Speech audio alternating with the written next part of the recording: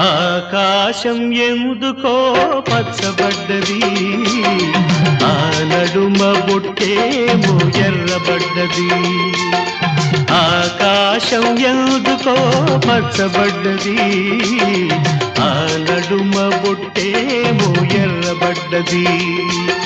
వీచే గాలుల తాకిడి, సాగే గువ్వల అలజడి, రమ్మని పిలిచే పైబడి.